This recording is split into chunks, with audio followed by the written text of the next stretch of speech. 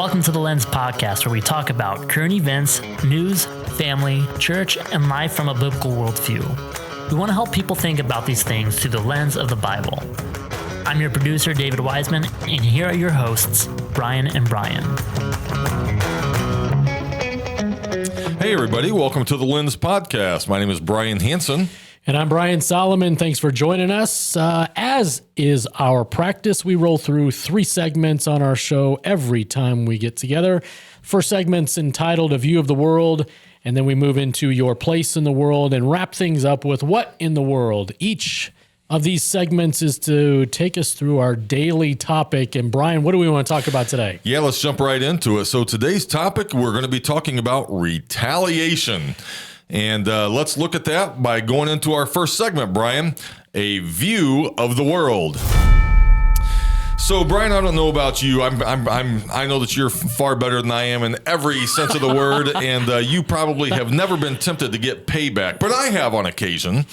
And, somebody does something to you, and boy, you have the sense of justice, That's right. Individual justice. I've been wronged, and it's time to get my payback. Absolutely. Yeah. Absolutely. So thinking about that, have you ever been tempted to get payback in your life? And maybe in a non-incriminating way here for the purposes of our show. Hopefully you've never done anything illegal, but have you ever sought to get payback in a way that was probably not honorable to the Lord? Well, man, now that you put not honoring to the Lord in there, that makes me pause. I remember this one time back when I was in high school playing soccer. A guy walked up, or didn't walk up, but from behind came up, and I had the ball, and he supposedly went for the ball, missed the ball. I'm not sure that he was going for the ball, but took out my ankle instead. Yeah. And man, oh man, he paid for it. I'm just saying, since you said that was not God honoring, But I think that we've all done that. I think that sports plays out a lot of examples in this, does. right? Oh yeah. You have anything, Brian? Yeah. Well, so the one that comes to my mind, I got a lot of cards when I played soccer. I played club soccer as a middle school and high schooler, and really had a lot of success there. And so leading into my senior year, my last year playing high school and club soccer, I actually had to go before a state board. They had a hearing on whether or not they were going to allow me to play the next year.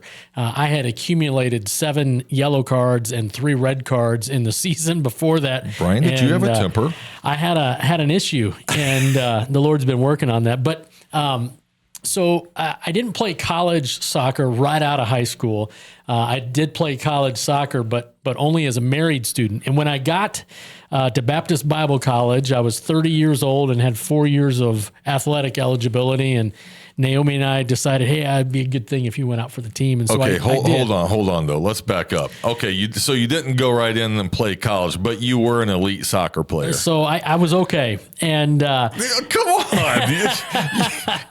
don't be that. So yeah, you did more than just play high school soccer. What, you were in some travel leagues and stuff. Yeah. So I had a chance to play in the USA Cup when I was 14 and when I was 16, and had a chance to play at the Air Force Academy in different places. And so it was good. So when I did get my chance to play college soccer, I was a little bit more seasoned in life, progressing in my sanctification, being more like Jesus all the time, right? And so there we were playing a game against Keystone College in northeastern Pennsylvania, and Keystone College had a bunch of foreign exchange students from Ghana playing on their team. And so we're playing in this game, and our center midfielder just kept getting fouled, and intentionally. And after about the 3rd foul, I went up and I grabbed that defender by his jersey, and I pulled him up close to my face, and I said, bud, if you do that again, I'm going to break your leg. Don't do that again. And I got into his face. And of course I got a yellow card, and my coach didn't like that I did that. And of course, I was supposed to be a, pastor in training. Didn't fit the Sunday school boy motif or MO that our team had, but it sent a message to that other team, hey, don't do that. There might be consequences that come. I don't necessarily regret that act of retaliation. There are others that I do regret for sure. I did throw a ball in a guy's face one time, and there were some other things. But yeah. And so those are the sport world side of things. I think it's been several years ago now, but just to put it in life, how life plays out. I had somebody who was jealous of the position that I held in the church, and so they started to make up some things about me. Yeah.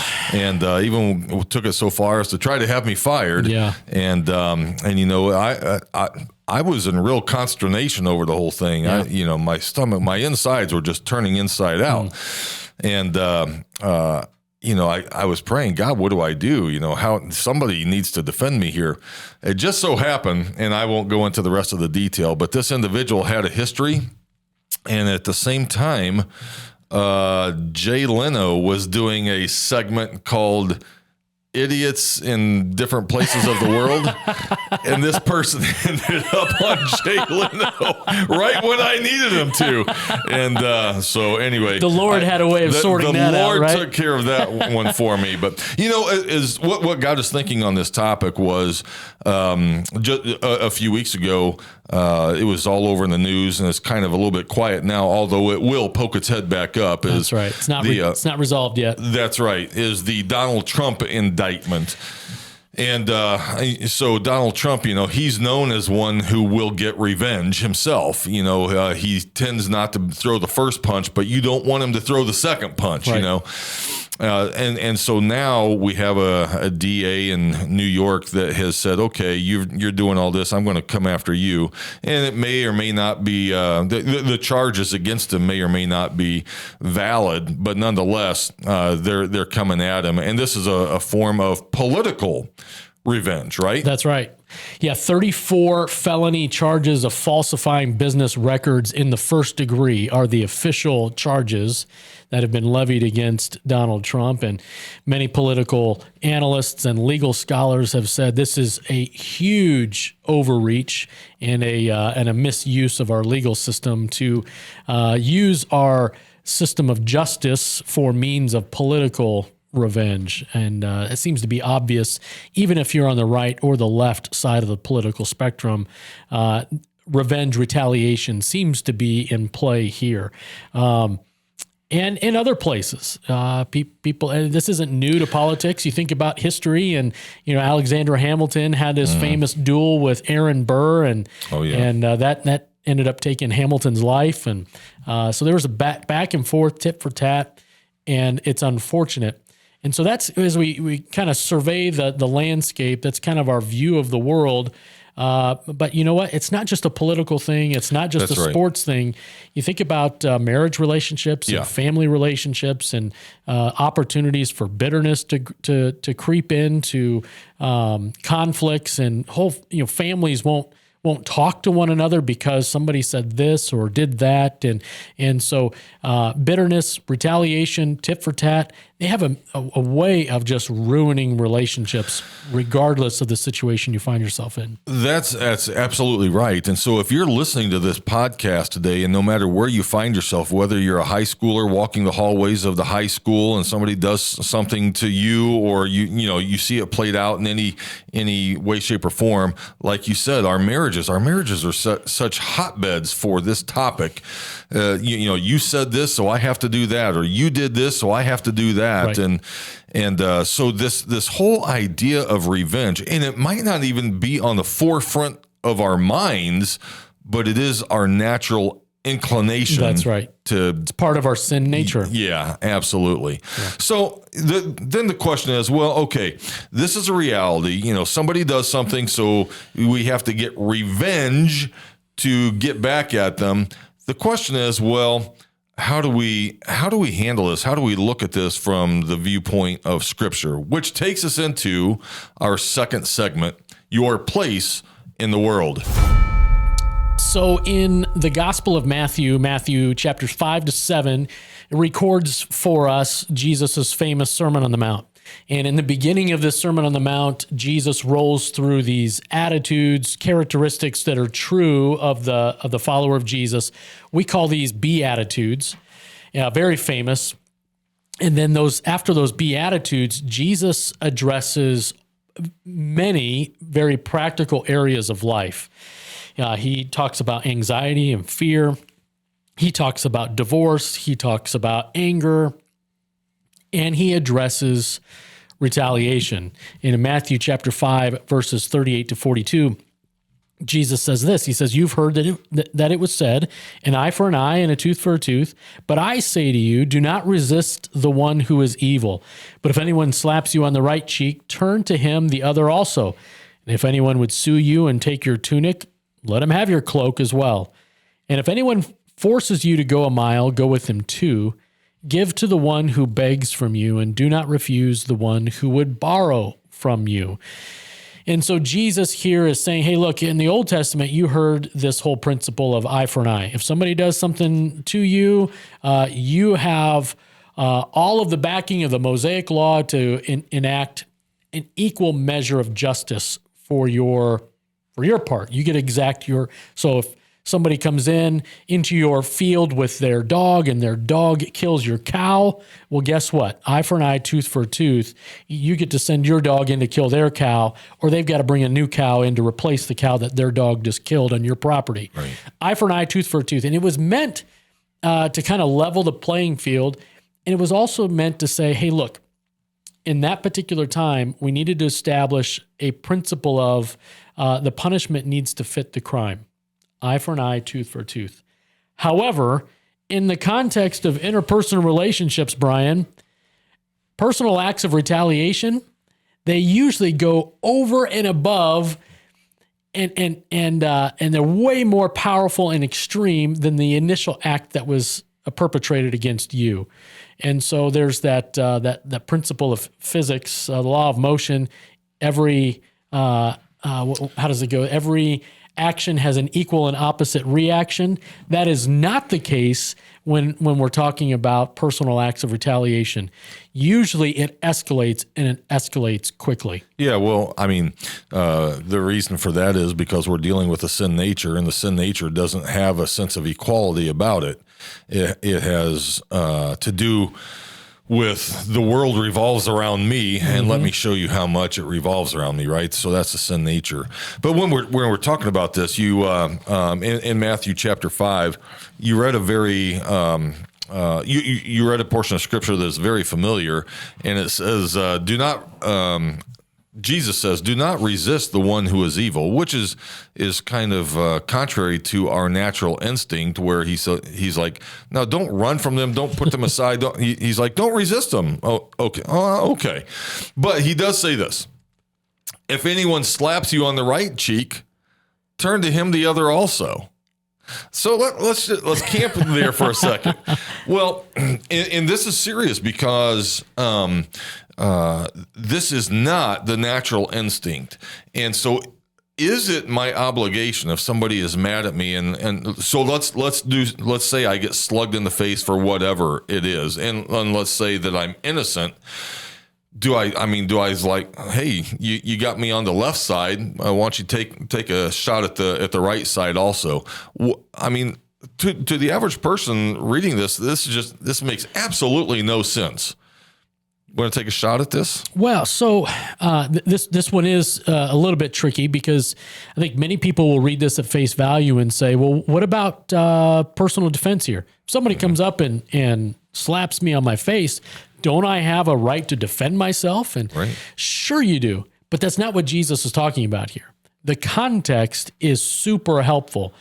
What Jesus is talking about is interpersonal relationships, and eye for an eye, tooth for a tooth. That's never meant to sanction those personal acts of retaliation. It's never meant to justify any acts of self-defense.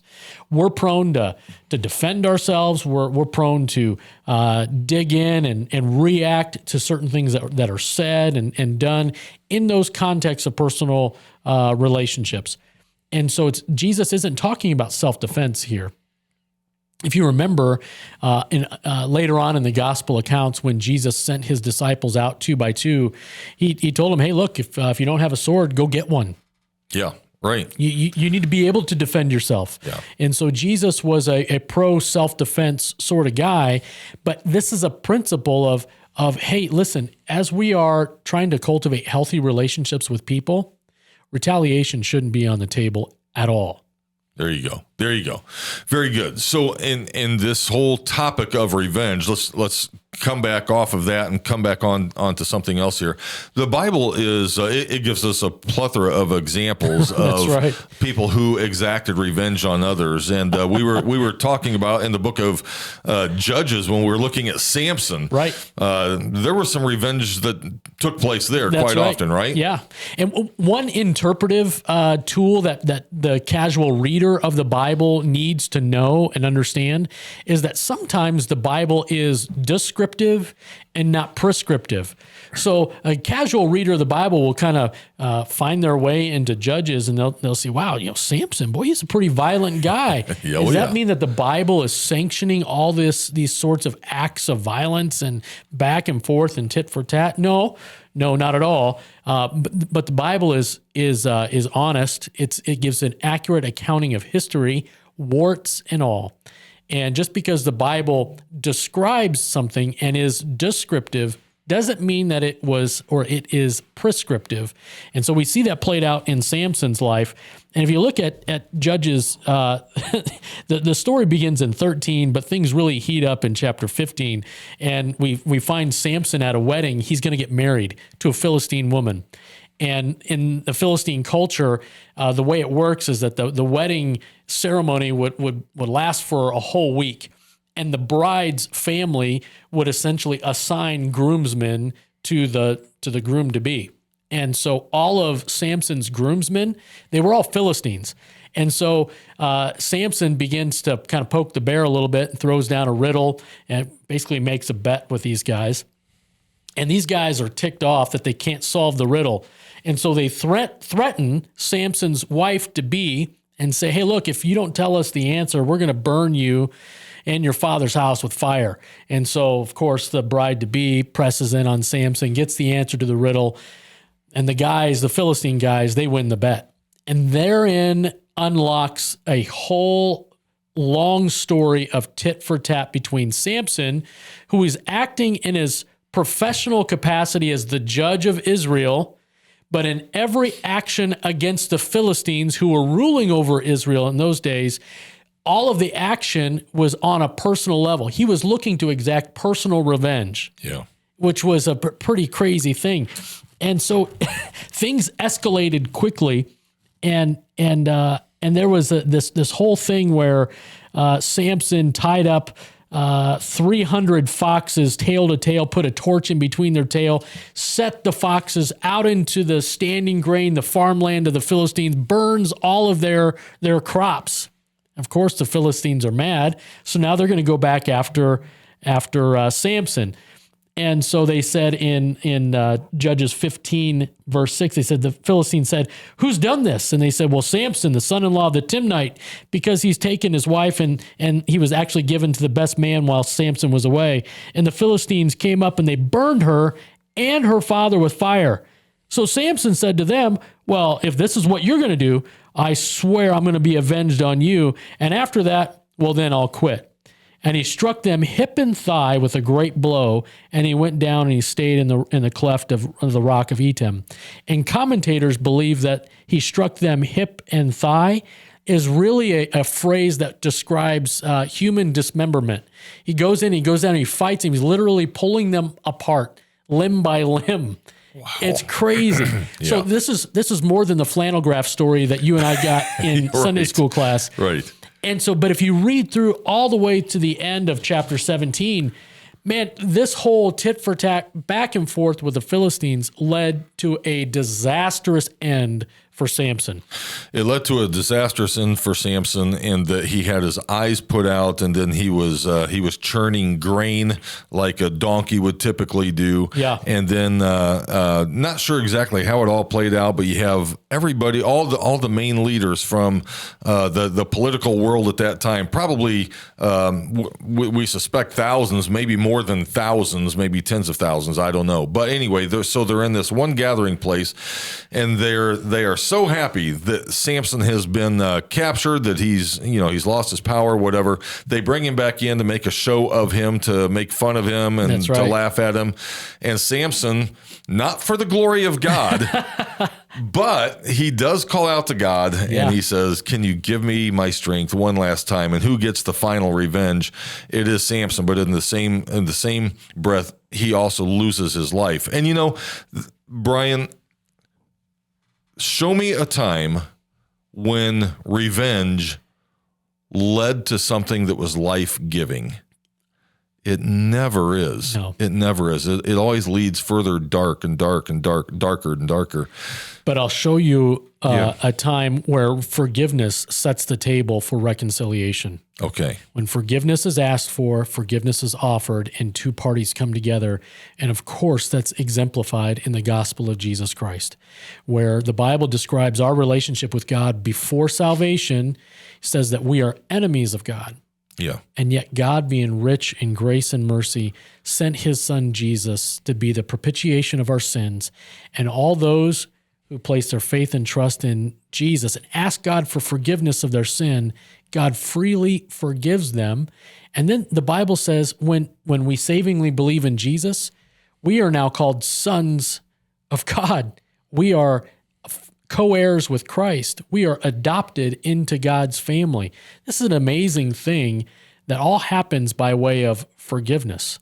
So just let me rabbit trail off of that and say, okay, so if somebody wrongs me, what should my response be? Yeah. What should my mindset be? And the Bible's not silent. Excuse me. And I want to go back to Philippians chapter 2, kind of gives us the insight of when you're wrong and you feel justified for doing something, for taking revenge.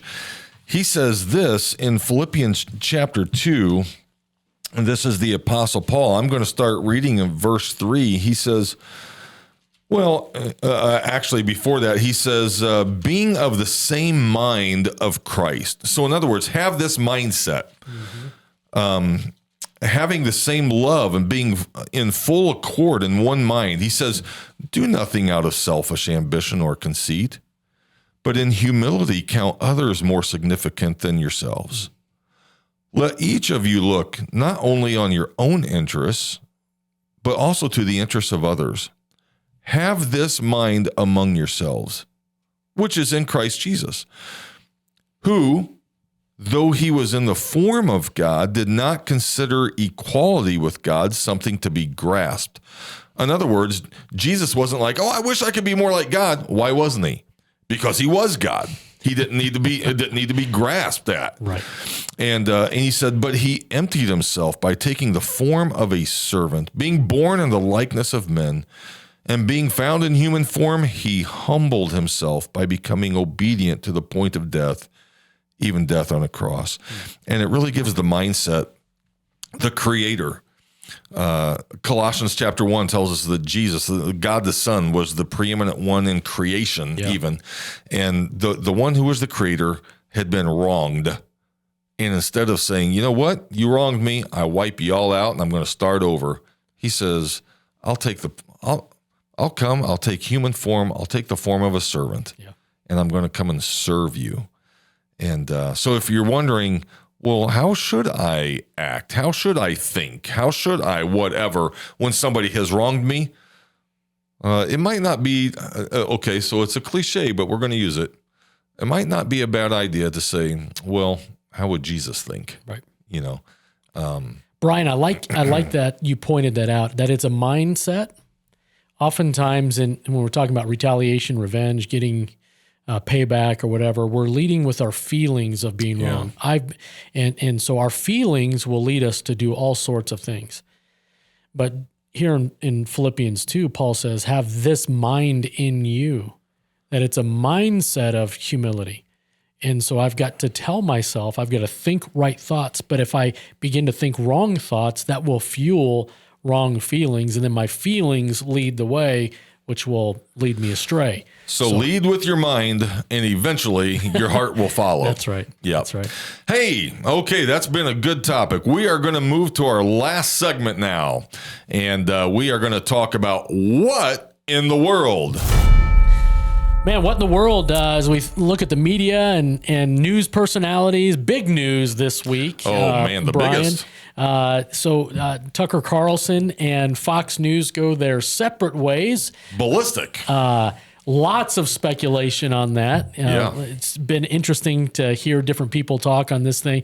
Tucker Carlson, of course, was Fox News's highest rated TV personality. Wasn't necessarily a news guy, certainly opinion guy, but he garnered a following. He had an audience and closed his show on Friday, shows up, or his audience shows up on Monday, and Tucker Carlson is nowhere to be found. Right. And so we don't know all the behind the scenes yet. We'll find that out, I think, more in probably the coming weeks. But so that was a minor earthquake in the media world. Yeah. And so some people are doing jumping jacks and singing for joy, and other people are like, what in the world is going on? Mm-hmm. I think just be assured of this. Wherever we see Tucker Carlson again, he's going to have double the following that he had before. I heard somebody say that his last show garnered 3 million viewers. And the next day when he put something out on Twitter, he had 13 million viewers. So I think he's got a firm following there. I think you're right. What in the world? So what in the world is just things that revolve around us. So, I think in both of our family, sports has played probably a pretty big part. And I got it was just a great phone call from my son last night. It was a FaceTime. He plays college basketball. And so he FaceTimed me, and he's smiling from ear to ear. And he says, Dad, look. And I look, and his front tooth is dangling down there.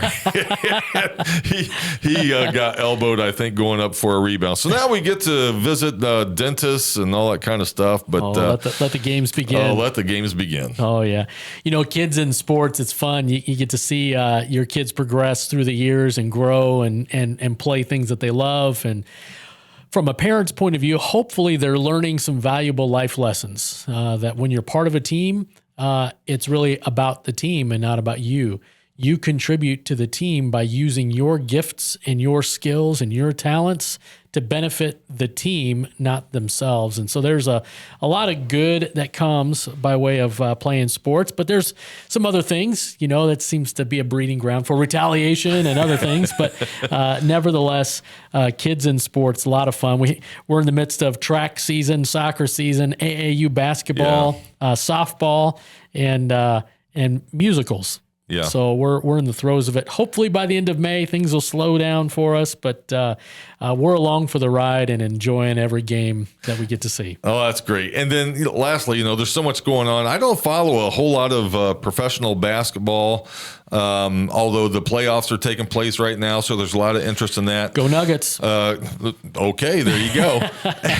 And but I was following, having been the chaplain of the Columbus Blue Jackets for several years, one of my buddies, the captain of the Blue Jackets, Nick Foligno, was traded to the Boston Bruins, and so I've been kind of following that. And they lost last night; they're out of the playoffs. I'm a little bummed for Nick. Yeah, my Colorado Avalanche were eliminated last night too. I'm bummed for my team. Yeah, bummed for Nick. Bummed for my team. But go Nuggets. So I was going to end it. We're both bums. So anyway, hey, this has been a fun segment, and I hope that you have enjoyed and appreciated the talk about retaliation. So until next time, thanks for tuning in to The Lens.